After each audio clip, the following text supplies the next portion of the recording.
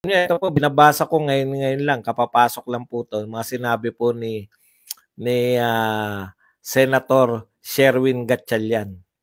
Ito po kasing mga 'to, ah, alam po nila kung para saan, eh, 'no? Ito po balita ngayon, mainit pa.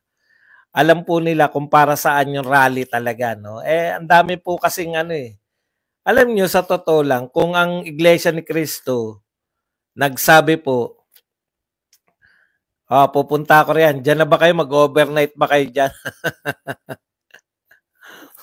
Wala tayong charging diyan 'pag nag-overnight tayo. Okay. Ito po, sa totoo lang, 'no, gusto po nilang ipalabasin na parang business as usual lang 'to. Sa tingin ko po at tingin po ng nakakarami, game changer po 'to sa ano, game changer 'to sa Philippine politics, 'no. Ito yung magbabago ng ano, eh, ng pananaw ng marami, 'no. Kasi, sabi nga ni ano, ni Senator, Sherwin Gatchalian, maraming mga local, politicians magdadalawang isip na ngayon, 'no, sa support nila dito sa impeachment. Kasi aminin na yan na natin at hindi. Kasi yung mga nagsasalita na yan ng mga BBM supporter at mga BBM vlogger, karamihan po diyan hindi naman po karamihan diyan nausuhan na lang, eh. Wala po talagang mahabang eksperyensya yan sa pamumulitika, eh, 'no? Wala pong, ngayon kumbaga nung naging vlogger na lang sila, baka unang mga vlog niyan hindi pa politics, eh. Ang point ko lang dito, mga kapatid, tayong mga mahilig sa politika, nakasubaybay na tayo noong araw pa, hindi pa tayo vlogger.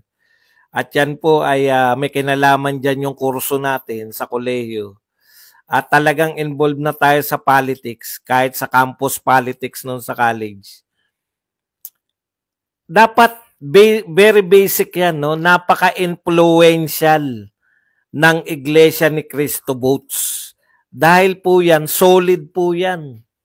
Wala pong politiko ang mang-iisnab ng INC votes, no? Lalo na po sa local. Kasi ang laki pong bagay niyan. Hindi lang po yung bilang ng Iglesia ni Cristo mismo. No, ang katotohanan po niyan, yung effect niyan. Inaabangan po pati ng mga non Iglesia ni Cristo members yung mga ini-endorso ng Iglesia ni Cristo lalo na sa local. Sino in-endorso ni ano? Sino in-endorso ng iglesia sa ano? Meron na ba? Sa mayor. Ganun po yung usapan diyan, eh. Pagdating po ng mga eleksyon, no? Nagtataka ako bakit itong sinabi ng iglesia hindi pa rin tumitimo sa utak nitong mga to. Tignan niyo sinabi ni Sherwin Gatchalian. Ito mga batikan ng batikan ng mga politiko to, eh. Hindi nila pwedeng isantabi yung yung ano po yung kagustuhan po ng iglesia ni Kristo. Yun po yun, eh. Ang pangunahin po, tama yung sinasabi mo sa kapayapaan. Pero hindi kami susuporta diyan kung kapayapaan lang ang panawagan niyan. Yun yung pambubudol dun, eh, ng mga BBM supporters, no? Ang pambubudol diyan ng mga BBM supporters at vloggers, ito ay Iglesia ni Cristo rally para sa kapayapaan. Period. Ito ay bilang suporta sa panawagan ni BBM. Period. Ano yung kasunod nun? Ano yung pinanawagan ni BBM na sinusuportahan ng iglesia para magkaroon ng kapayapaan sa Pilipinas? Ang panawagan po ni BBM na sinusuportahan ng Iglesia ni Cristo sa kanilang rally, huwag nyo nang ituloy ang impeachment dahil magulo yan. Naintindihan nyo? Magulo yan.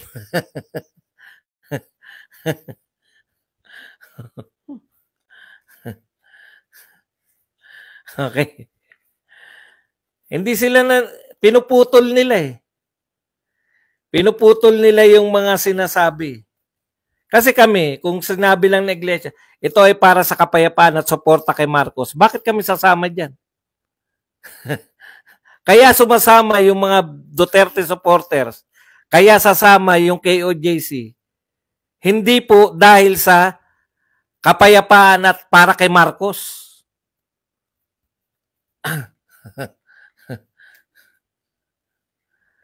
Napakasimple po. Bakit kami susuporta para ang dami po relihiyon na nagrally, hindi naman namin sinuportahan. Kami kaya susuporta dyan dahil ayaw nila sa impeachment ni VP Sara. Eh kung sabihin nila pro-impeachment kami, bakit kami sasama dyan? Hindi naman kami member niyan. Yung pinaglalaban nila, napakasimple.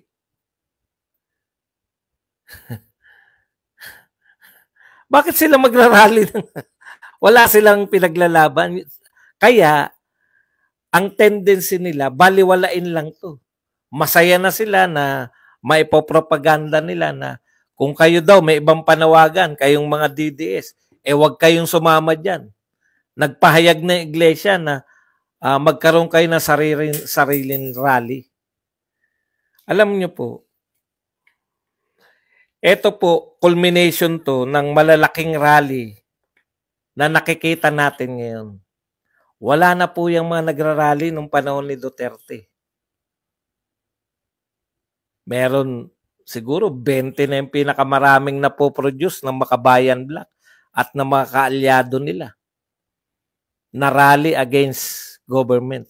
Ngayon po, sangkatutak po, miski yung Makabayan Black.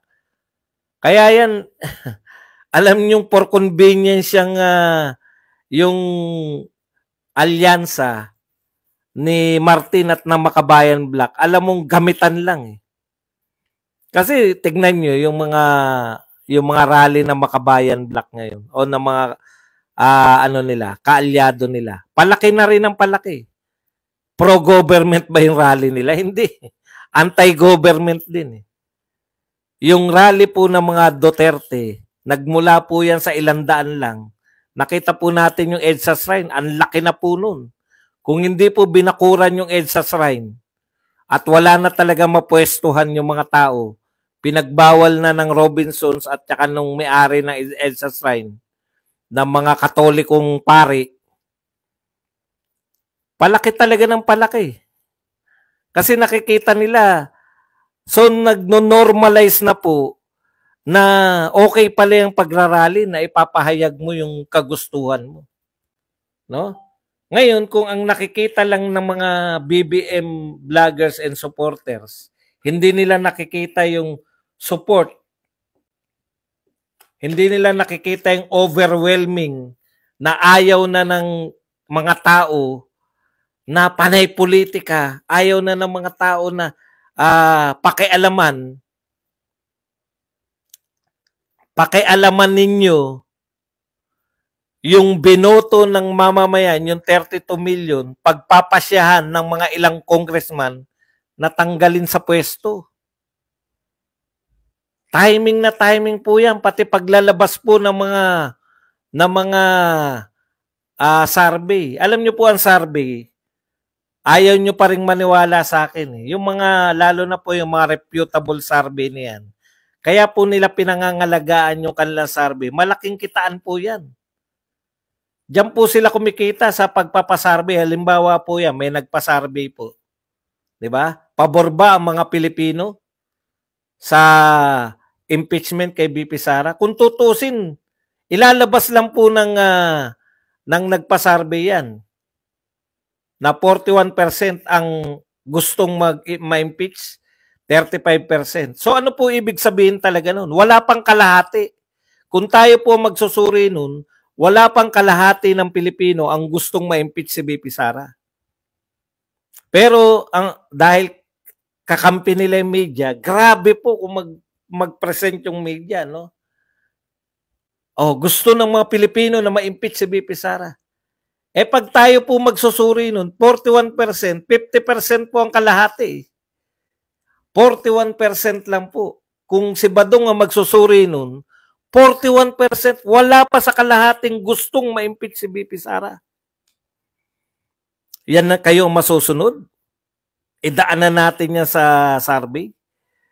Yang survey na yan, sa tanong, dahil kayo nagpa-survey, sa tanong, pinaiikot din yung mga tao eh. Expected nyo na yan eh. Halimbawa, yung tanong, gusto nyo ba yung Quadcom? Yung ginagawa ng Quadcom na investigasyon? Natural, alam na ninyo na, gusto namin yan. Gusto namin malaman ng katotohanan. 61% ang gusto ng yung ginagawa ng Quadcom. Peke ba yung 61%? Hindi. Pero, kung babalikan po ninyo, 88% ang may gusto ng war on drugs eh. Nung panahon na nagwa-war on drugs si Tatay Digong, nung panahon na tahimik ang lipunan, wala pa po itong nakaupo na nag-i-impluwensya sa atin sa pamamagitan ng media, habang ginagawa po yung war on drugs. 88% ng Pilipino gusto yun. Bakit? Tumahimik yung lugar namin eh. Di ba? Tumahimik eh. Etong mga survey na lumalabas ngayon, SWS tsaka Pulse Asia. Yan yung mga sinasabi kong totoong survey. Pero ang tanong, bakit walang survey na lumalabas na nagtatanong ng direkta? Kasi pinalalabas nila, wala nang suporta ang Duterte. Ayan, gusto na ma-impeach si VP Sara.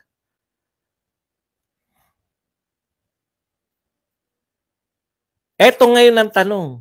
Bakit hindi nyo itanong sa tao? Direkta.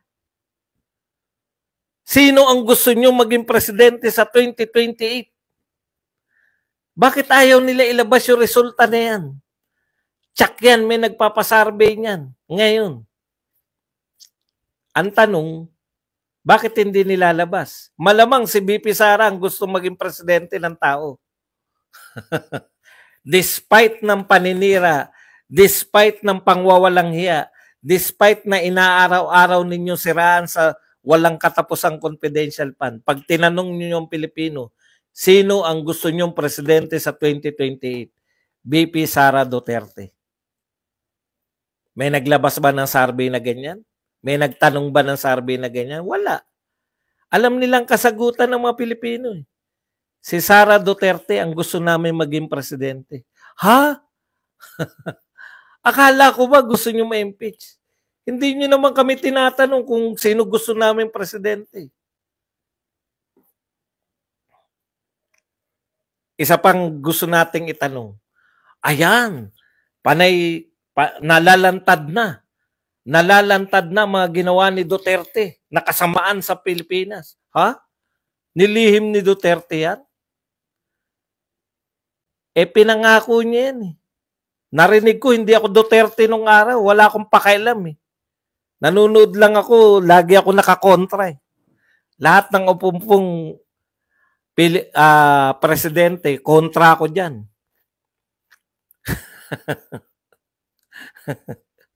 Pero narinig ko si Digong eh. Sa Luneta sabi ni Digong, pag ako nanalo, papatayin ko kayo. Campaign promise niya yan, yung war on drugs. Campaign promise. Kaya tuwan-tuwa yung mga tao. Masayang-masaya sila. Ito lang ang politiko na nangako na papatayin niya mga drug lords, papatayin niya mga drug pusher. Nung naupo siya, pinatay na. Nagkapatayan na. At tumahimik. Alam mo, before maupo si Duterte, alam na ng mga adiksyonist eh. Yari tayo nito. May napanood ako yung mga viral. Sinasamantala ko na kasi hindi pa nakaupo si Duterte. Pag upo ni Duterte, finish na tayo dyan, sabi ng isang adik na nag-viral. Hindi ko alam kung ano yung kasalanan nun. Viral yun nun.